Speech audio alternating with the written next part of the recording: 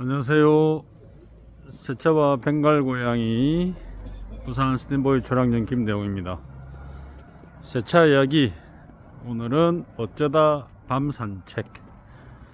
어제 QM6 유가맘 고객님 차량을 완료하고 밤을 샜는데, 그리고 도수 치료 갔다 와서 펠리세이드 1년 2개월 만에 들어온 차량 운행을 안 해서 거의 안 타다시피 했지만 아내가 엉망이어서 고생을 좀 한 4시간 작업을 했네요.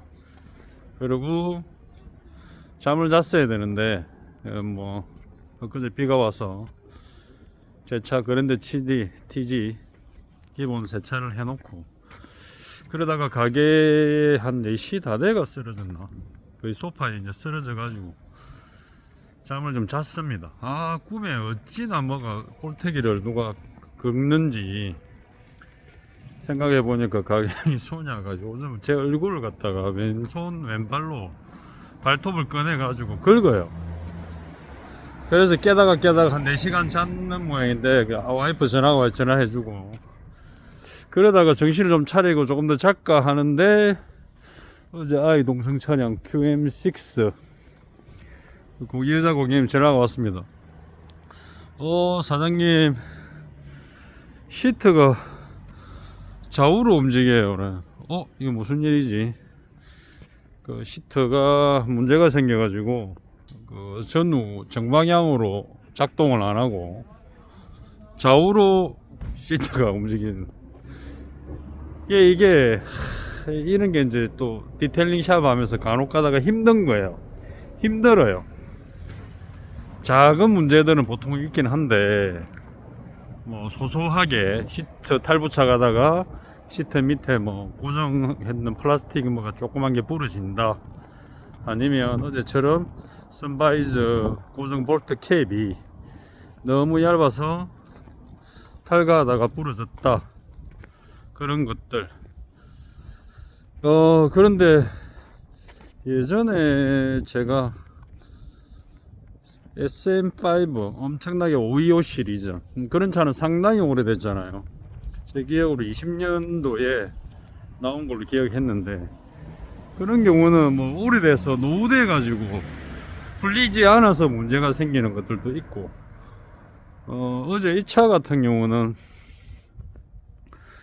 이전 운전자가 인수인계를 하는 과정에서 원래 순정 부품이라고 자기가 뗐던 거를 다 줬다고 합니다.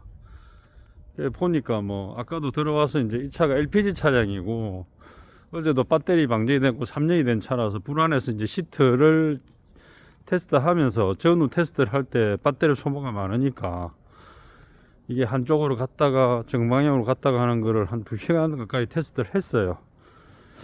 그러다가 이거 안 되겠다, 이 문제가 뭐가 있다. 그래서 유튜브 찾아보니까 결함 문제는 없고, 네이버 검색해 보니까 QM6 2017년 당시에 어느 정비사분하고 일단 그 차량들이 문제가 있다는 분들이 몇 번 글을 남기셨는데, 보통 평소에 사용할 때 뚝뚝뚝뚝뚝뚝 이렇게 움직이고 타이트하게 좀 빡세게 움직이는 것들, 이게 결함이죠, 결함. 요즘 나오는 차들도 NQ4 소렌토가 뭐가 결함이 있다 그러고, 그리고 부품이 없다 그러고, 그리고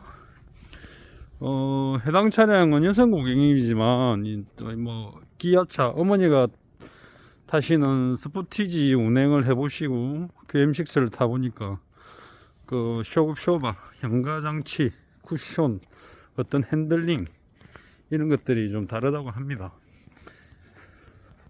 그래서 디테일링 샵이나 세차업 이렇게 하다가 차량 파손 문제가 없지 않아 있어요. 그리고 심지어는 서울에 신차 썬팅 신차 패키지 일을 하다가 벤틀리 실내 인테리어 몰딩 스크래치 하나 났는데 200만원 물어주기도 하고, 그리고 이런 일들이 있긴 있는데, 저도 일을 하면서 이게 양심적인 부분으로 솔직하게 말씀을 다 드립니다. 이렇게 해서 결함이 생겼습니다. 그런데 오늘 같은 경우는 참 깝깝해요. 많이 깝깝하죠. 뭐 저 입장에서는 이게 돈을 벌기 위해서 일을 했는데 제 실수가 아니고 어떤 그런 결함들 때문에 이전에 운전자의 어떤 뭐 숨김, 다른 뭐가 있다고도 봤고, 심지어는 뭐 보조석 시트가 너무 쉽게, 아니고 운전석 시트는 쉽게 볼트가 풀렸고, 보조석 시트는 거의 뭐 엄청나게 뭐 쉐보레 차들 시트 고정 볼트처럼 빡세게 그렇게 됐었거든요. 이런 것들이 너무 힘들어요. 소비자한테 어떤 이해관계 문제, 이해 충돌이죠. 저는 뭐 바로 설명을 하고 바로 테스트를 해드리지만, 또 고객님이 내일 어머니하고 아이들 데리고 벚꽃 구경을 3년 만에 이제 가실 거라고 하는데, 시트가 전후 동작이 삐뚤어져서 움직인다. 이거 힘 참 깝깝합니다. 그런 것도 제 의지대로 되는 것도 아니고, 제가 뭐 어떻게 마음대로 해줄 수 있는 것도 아니고, 예, 그런 것들이 가장 큰 문제인데, 일단은 고객님이 운전할 수 있는 시트 간격으로 고정을 하고, 내일 벚꽃 구경 다녀오신 다음에 그 르노 서비스센터 한번 가보라고 했습니다. 이런 것들 참 깝깝하고, 차를 만든 제조사에서 결함 있는 부분들을 참 이게 바로 해결을 못하고 그냥 운전자들이 불편하게 타는 건데, 고객님께서도 방문해 주신 다음에 나중에 연락을 주신다고 했습니다. 이게 이제 책임의 전가 문제거든요. 제가 실수했냐 안 했냐 그런 걸 떠나서, 안 했지만 저한테 이제 뭐 실내 클리닝 작업을 맡기셔가지고 그 과정에서 이제 조립해 놓고 이전에는 없던 문제가 생겼다. 그런 거는 우리가 뭐 이 타이밍이죠. 아다리 타이밍인데 어쩌겠습니까? 뭐 책임을 져야 된다면 또 어느 부분 고객님 조율해서 뭐 도의적인 인간적인 책임을 뭐 조율을 해야죠.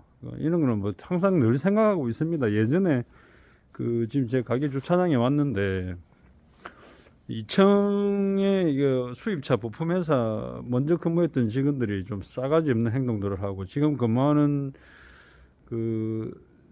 직원 중에도 그 당시에 이제 그런 행동들을 했어요. 2층에 새는 60만 원 내고 차는 2대 대기로 돼 있는데 차를 그 당시에 4대 5대 됐었거든.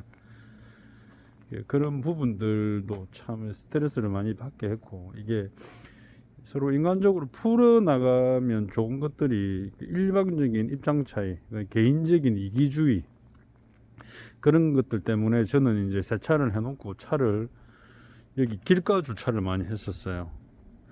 그래가 제가 끌고서 돈을 뭐 도장을 다시 해주기도 하고, 아니면 불법 주차 딱지가 붙기도 하고, 그런 것들을 참 이게 살아가는 리스크인데 참 깝깝합니다. 그래서 뭐 우리가 한 달에 얼마를 벌었다, 그게 100% 다 내 거다, 뭐 세금도 내야 되고 그런 건 아니지만, 일을 하다가 생기는 부분은 어쨌든 서로 잘 협의해 가지고 해결하려고 합니다.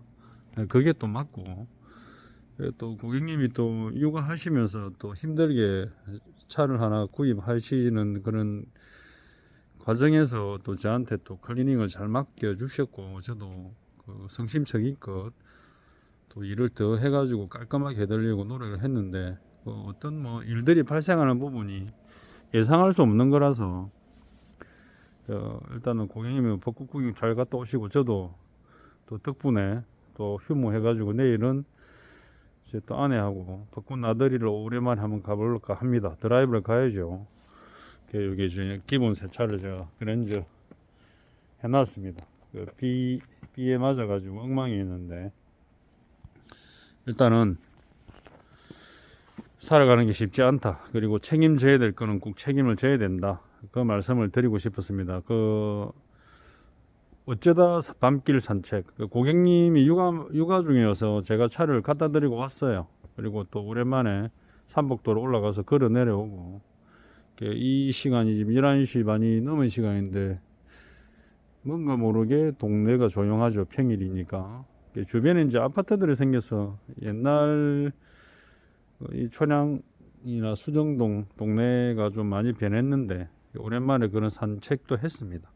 자, 그리고 유튜브 구독자가 뭐 친구들 지인 포함해서 199명까지 오던데 딱 오늘 보니까 가게에서 소파에 자고 나니까 200명이 돼 있는데 와 정말 고맙습니다. 제가 바라는 거는 뭐 2,000명, 2만 명 이런 것도 아니고 제가 올리는 세차 디테일링, 실내 클리닝, 특수 클리닝 이런 정보들이나 일상적인 세차 이야기는 사람 사는 이야기니까 어쨌든 많은 분들은 아니지만 필요하시면 보셔가지고 차를 운행하고 관리하는 데 도움도 되고 일상생활에서도 제가 정보를 드릴 수 있는 거 업로드 하도록 하겠습니다.